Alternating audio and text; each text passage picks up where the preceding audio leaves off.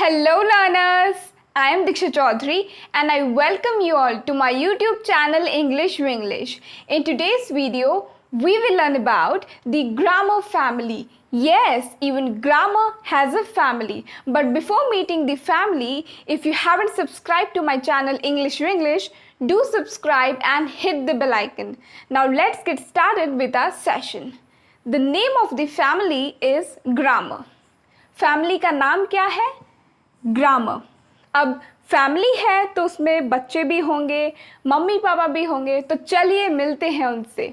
अब इस घर में जो पापा हैं वो है नाउन और जो मम्मी हैं वो है वर्ब.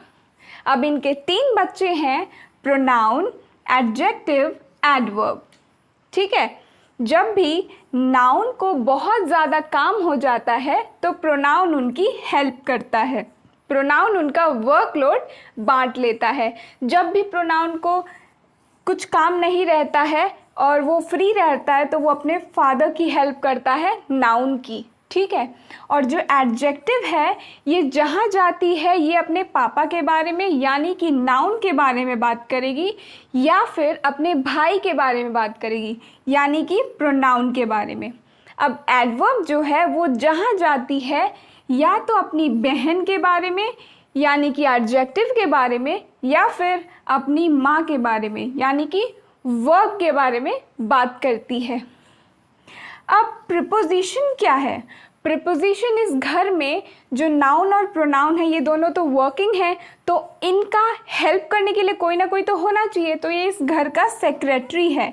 ये इनको जब भी कोई काम पड़ता है तो हेल्प करता है. नाउन और प्रोनाउन को कौन हेल्प करता है? प्रीपोजिशन. अब इनके 2 फैमिली फ्रेंड्स हैं, उनमें से एक अंकल का नाम है कंजंक्शन. ये क्या करते हैं? ये इस घर में जब भी कुछ होता है तो इनको जोड़ के रखने की कोशिश करते हैं. ठीक है. कोई भी प्रॉब्लम होगा तो ये इनको जोड़ने की कोशिश करते हैं हमेशा ही. और एक और अंकल है इंटरजेक्शन. ये क्या करते हैं? ये हमेशा तभी आएंगे जब इस घर में कोई खुशी का माहौल हो या दुख का माहौल हो, तब ये ज़रूर आते हैं इस घर में इस फैमिली से मिलने के लिए. अब हम एक एक करके पूरी ग्रामर फैमिली के बारे में जानेंगे. सबसे पहले हम सीखेंगे नाउन क्या है. नाउन कुछ नहीं है, नेमिंग वर्ड्स को हम नाउन कहते हैं. कोई भी चीज़ जो यूनिवर्स में एग्जिस्ट करती है वो नाउन है. किसी भी चीज़ के बारे में जिसके बारे में आप सोच सकते हैं वो नाउन है. अब सिंपल सा डेफिनेशन आप याद रख सकते हैं, नेम, प्लेस, एनिमल, थिंग. ये सब क्या है? ये सारे ही नाउन हैं. अब थिंग में एक और चीज़ ऐड कर लीजिएगा. कोई भी चीज़ जिसके बारे में हम सोच सकते हैं लेकिन उसे देख नहीं सकते या फिर हम कह सकते हैं महसूस कर सकते हैं लेकिन हम उसे देख नहीं सकते हैं. जैसे कि खुशी, प्यार, डर.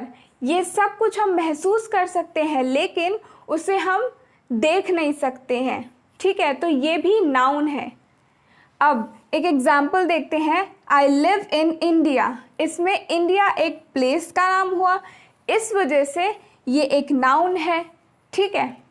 कनक इज़ माई फ्रेंड. इसमें कनक एक नाम है इसीलिए ये एक नाउन है.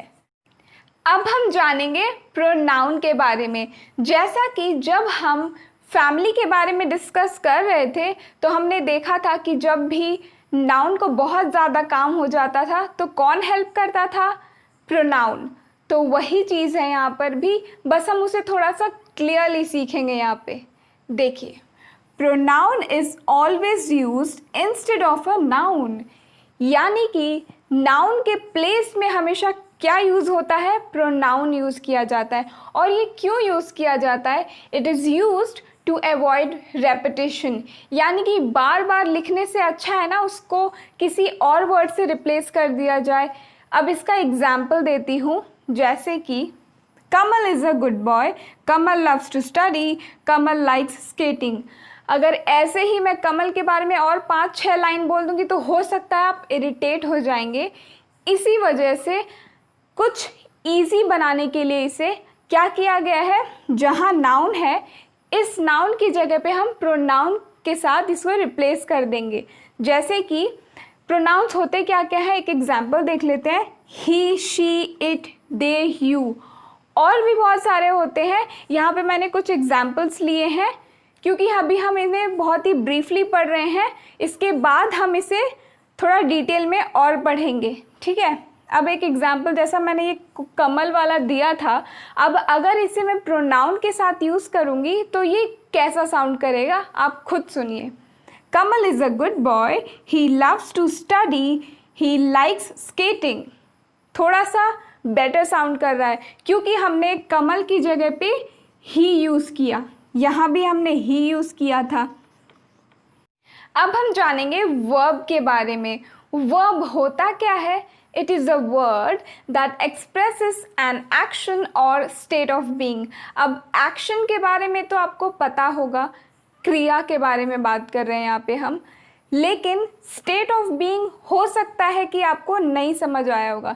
state of being यानी कि होता है physical condition of a person, या फिर बोल सकते हैं किसी के होने की स्थिति को कहते हैं कि वो कैसा है। जैसे कि he is happy यानी कि वो खुश है, she is sad यानी कि वो दुखी है।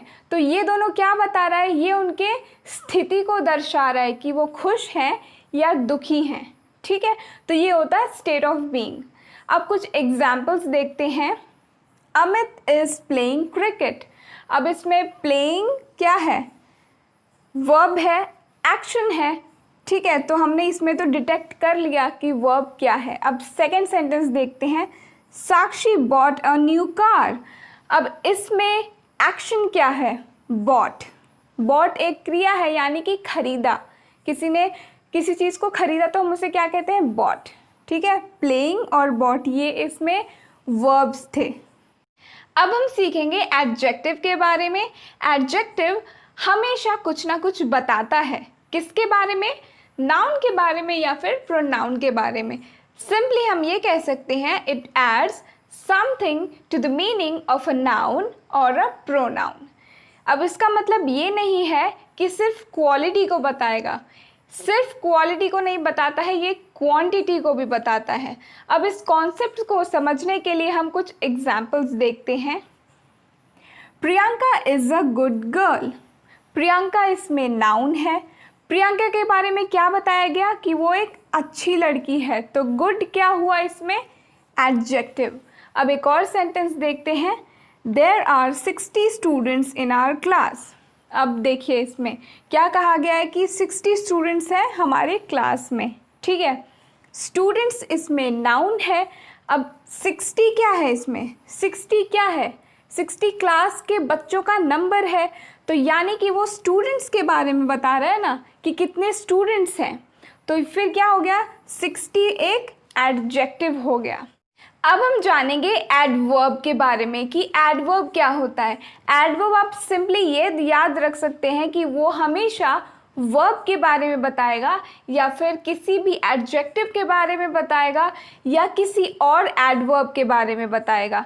अब इन सब को हम एग्जाम्पल्स के थ्रू समझेंगे, तब आप इसे ईजीली समझ पाएंगे। हमारा पहला एग्जाम्पल है, शी इज़ एक्सट्रीमली टैलेंटेड। यानी कि इसमें देखिए टैलेंटेड एक एडजेक्टिव है। एडजेक्टिव को हम किससे क्वालिफाई करते हैं, एडजेक्टिव को कौन डिस्क्राइब करता है, एडवर्ब। यानी कि एक्सट्रीमली एक एडवर्ब है, ठीक है। अब नेक्स्ट सेंटेंस देखिए, शी रन्स फास्ट। वो कैसे दौड़ती है, तेज दौड़ती है। यानी रन्स, तो ये क्या है, ये एक वर्ब है, ये एक क्रिया है। वर्ब को भी कौन क्वालिफाई करता है, उसके बारे में कौन बताता है, एडवर्ब बताता है। तो ये एक एडवर्ब हो जाएगा। अब नेक्स्ट एग्जाम्पल देखते हैं, शी रन्स वेरी फास्ट। जैसा कि हमने लास्ट एग्जाम्पल में ही देखा था, रन्स क्या होगा, वर्ब होगा, है ना। और फास्ट क्या था, फास्ट वर्ब को बता रहा था, एडवर्ब, ठीक है। चलिए, वर्ब को बता रहा है तो एडवर्ब ही होगा। लेकिन अब फास्ट के बारे में भी कोई बता रहा है कि वो सिर्फ तेज़ नहीं दौड़ती है, वो बहुत तेज़ दौड़ती है, यानी कि वेरी फास्ट। तो वेरी फास्ट यानी कि ये क्या हो जाएगा यहाँ पे, एडवर्ब। एडवर्ब को भी एक एडवर्ब क्वालिफाई कर सकता है। अब हम जानेंगे कि प्रेपोजिशंस क्या होते हैं। ये ऐसे वर्ड्स होते हैं जो सब्जेक्ट और ऑब्जेक्ट के बीच का पोजिशनल रिलेशनशिप बताते हैं, यानी कि कोई चीज़ कहाँ रखी है वो भी हम प्रेपोजिशंस के हेल्प से ही बताते हैं। जैसे कि the book is on the table, इसमें ऑन एक प्रेपोजिशन है। बिना प्रेपोजिशन के आप किसी भी सेंटेंस को कंप्लीट नहीं कर सकते हैं, वो मीनिंग नहीं देगा या फिर कभी कभी सेंसलेस भी साउंड कर सकता है। एक कुछ एग्जांपल्स देखेंगे प्रेपोजिशंस के। Between, among, at, in, on, with, by, और भी बहुत सारे हैं। ये कुछ उनमें से मैंने चुन के लिखे हैं यहाँ पर, और भी बहुत सारे, इनके बारे में भी हम डिटेल में पढ़ेंगे। अब हम जानेंगे कि कंजंक्शंस क्या होते हैं। ये ऐसे वर्ड्स होते हैं जिन्हें हम यूज़ करते हैं सेंटेंसेस को जोड़ने में या फ्रेजेस को जोड़ने में या फिर वर्ड्स को जोड़ने में। अब कुछ एग्जांपल्स देखते हैं। एंड, बट, और, अनटिल, सिंस, ये सारे ही क्या है, कंजंक्शंस हैं, यानी कि इनको यूज़ करके हम कभी कभी सेंटेंसेस को जोड़ देते हैं। ठीक है, अब एग्जाम्पल देखिए। She bought apples and oranges. अब देखिए इसमें भी हमने इन दोनों वर्ड्स को किसके थ्रू जोड़ा है, एंड के थ्रू जोड़ा है। तो एंड क्या है, एक कंजंक्शन है। शी वेटेड अंटिल ही केम। अब इसमें भी देखिए हमने शी वेटेड ही केम। ठीक है, अब इन दोनों फ्रेजेस को भी हमने किसके साथ जोड़ा, अंटिल के साथ जोड़ा, तब ये एक कंप्लीट सेंटेंस बन गया। शी वेटेड अंटिल ही केम। ठीक है, अब हम ग्रामर फैमिली के सबसे लास्ट मेंबर के बारे में बात करेंगे, जो कि है इंटरजेक्शन। ये वर्ड्स हम तब यूज़ करते हैं जब हमें कोई सडन फीलिंग को डिस्क्राइब करना हो। जैसे कि अगर आप बहुत खुश हैं या बहुत ज़्यादा सैड हैं या फिर बहुत ज़्यादा सरप्राइज्ड हो जाते हैं, तब भी हम ऐसे वर्ड्स यूज़ करते हैं। चलिए एग्जाम्पल देखते हैं। हुर्रे वी वन, या फिर yippee भी बोलते हैं। जब आप कोई मैच जीत जाते हैं तो आप बहुत ज़्यादा खुश हो जाते हैं, तो हम कुछ ऐसे वर्ड्स यूज़ करते हैं उस टाइम। अब एक और एग्जांपल देखते हैं। वाओ व्हाट अ ड्रेस, ये आप सरप्राइज्ड हुए हैं इसलिए आपने वाओ बोला, तो ये भी एक इंटरजेक्शन है। अब अगर कोई सैड न्यूज़ है तो आप कैसे एक्सप्रेस करेंगे, अलास शी इज़ डेड। ये एक सैड न्यूज़ को बता रहा है, सैड इमोशन को दिखा रहा है। अब एक और सेंटेंस है, दिस लुक्स बैड। अगर आपको कुछ खराब लगा तो आप बोल सकते हैं दिस लुक्स बैड। तो आई होप आपको ये सारे पार्ट्स ऑफ स्पीच समझ आ गए होंगे और आपको ग्रामर फैमिली से मिलकर भी बहुत अच्छा लगा होगा। With this I and my video. If you like the video, share my video and subscribe to my channel English Winglish. Thank you for watching and do not forget to hit the bell icon so that whenever I upload a new video, you get the notifications.